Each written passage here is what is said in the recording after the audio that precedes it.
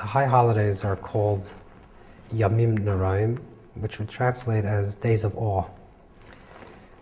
So if you really understand what the idea of awe means, what is to be in awe, and I'm standing in awe, then from 40 days already before Rosh HaShana, you have a strong sense of I'm encountering something that's very, very big, something much larger than me. And awe is that moment when I stop being self and I'm entering into something that's larger. Let's say, even for a simple example, I'm in awe of a painting. So the moment I'm in awe of that painting, before I understand why I'm in awe, the first moment I'm in awe, I'm completely lost in that painting. So the idea of Rosh Hashanah and Yom Kippur is to get lost in something that's much larger than us. But before you get lost into something that's much larger than you, you want to make sure that you're present. Who am I? So the entire month of Elul is dedicated to serious soul searching, to finding out who am I as a human being, who am I as a person, who am I as a Jew, in order that I can encounter something that's much larger than me. I don't want to lose myself before I know who I am.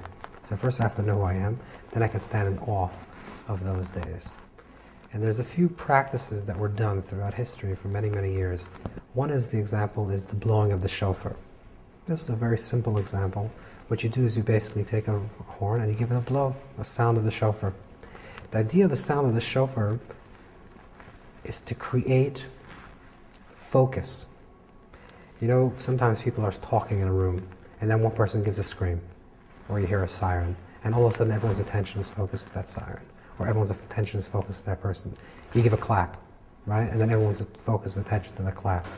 The sound of the shofar is that one sound that creates focused energy. I'm scattered all over the place. I have a lot of noise in my life. I do this, I do that. I want to have one moment that I say, ow!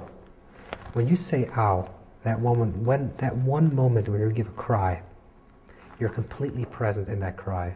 A moment later you start asking yourself, why am I crying? What hurt me? You know, and try to analyze it. But the first moment that you're in pain, that moment in pain, you're completely present in that pain.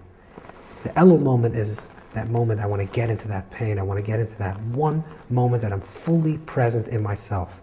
I'm not here, I'm not there, I'm not somewhere else. I'm right now in my place that I have to be. Who am I? Right now, right here. That's the idea of the sound of the shofar. Of course, the idea being that the sound evokes that presence, that I'm completely present in that ow. And it's not a bad idea to actually literally shout, ow. You just soul searching, you look into yourself, see what you have done, what you haven't done, what are the places that you have to perfect, what are the areas that you have to grow on, what are the areas that you are perfecting, and then feel that fully, being present fully in that experience. That's the shout of the owl. That's the sound of the shofar.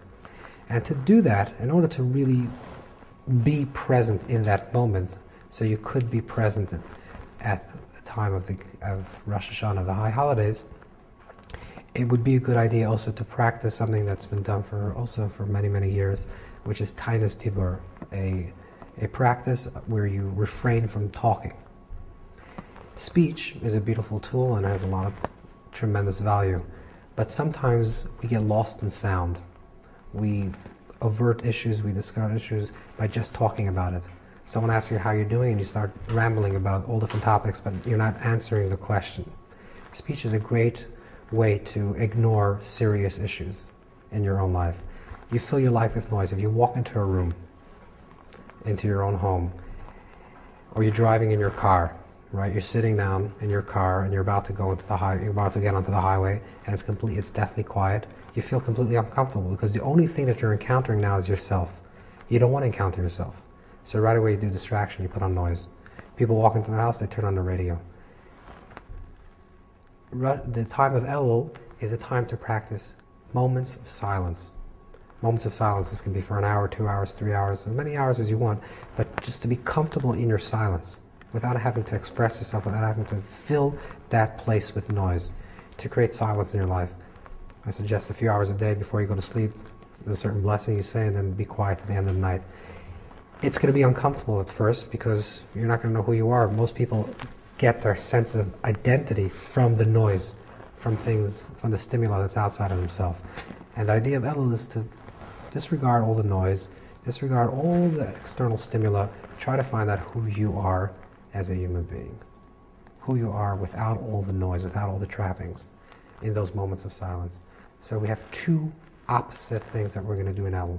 On one hand, we're going to create a noise, but a very primitive noise, which is the sound of the shofar, the sound of the blowing of a horn, which is not verbal, it's not language, but it's just a focused sound of a cry, of a wailing. That will focus our energy. And the context through which that sound comes from is from the context of silence. By being quiet within ourselves and observing yourself, and then you become focused into that one place. If we can enter into the high holidays prepared, then we can have a very truly deep transformational experience. Otherwise, Rosh Hashanah is basically going to shul, going to synagogue, sitting a few minutes, talking to your friends, having a nice dinner and going home, and it means nothing. It's just another event. If you really want the high holidays to be transformational, that when you leave Rosh Hashanah, you really feel judged inwardly who you are, and you judge yourself. And that you understand that you are being judged. If you really want to feel forgiven on Yom Kippur, you have to go through the experience and involve yourself in the experience. It's not a gift. It's not something that's given to us. It's something that we have to work on. When we enter into that place of Rosh Hashanah, we have to be completely prepared for the experience. If we're prepared for the experience, then we can integrate the experience and assimilate the experience in a very deep way and truly experience Simchat Torah, which is the final celebration of the Tishrei holidays, the true celebration of joy.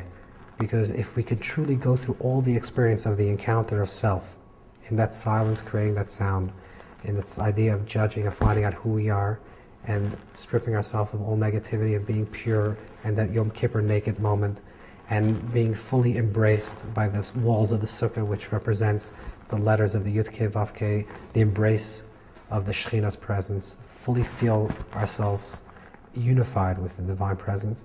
Then, when the holidays end, we can finish with a very joyous note of joy.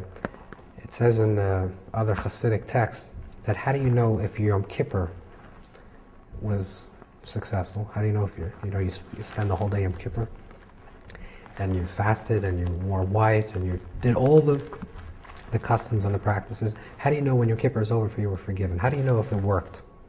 And the answer is that if the moment Yom Kippur is over you feel a tremendous amount of joy, then you know Yom Kippur was successful. But if you still feel connected to the food, or when Yom Kippur ends, and there's a break fast and there's a smorgasbord of food and you're dashing to get the food and you give a jab to the person next to you so you can pick up that drink, you might as well go back 24 hours and start Yom Kippur all over again. But if you can experience right at the end of Yom Kippur the true relief, the true joy, then you know Yom Kippur is successful. If you can experience by the end of Tishrei, Simchas Torah, the giving of the Torah, the joy of the Torah, in an eternal way, in a joyful way, not something that has to be given to you, but something that's self-generating. You can feel that internally, then you know that you've gone through the holidays and it's been meaningful and transformational.